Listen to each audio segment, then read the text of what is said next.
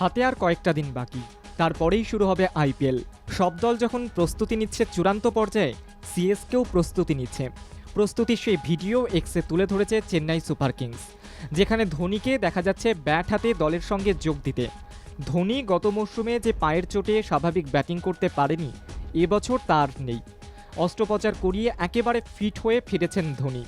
Bat হাতে ধোনি যেমন মাঠে রয়েছেন, তার পাশাপাশি তার সতীর্থরাও রয়েছে। প্র্যাকটিস করছেন খেলোয়াড়রা।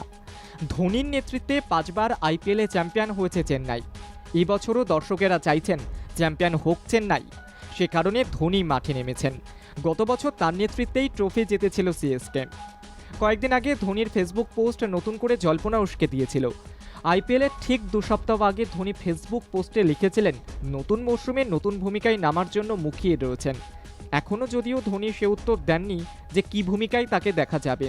তবে আর কিছুদিন যেহেতু বাকি রয়েছে এই টুর্নামেন্ট শুরু হতে, সে কারণেই তিনি হয়তো ব্যস্ত প্র্যাকটিসে। তবে তিনি না বলা কথার উত্তর হয়তো দেবেন সমর্থকদেরকে, সেদিকে নজর রয়েছে সমর্থকদের। তবে এদিকে মাহির দলের সঙ্গে যোগ দেওয়া, প্র্যাকটিস করা দর্শকদের সামনে তুলে ধরেছে সিএসকে।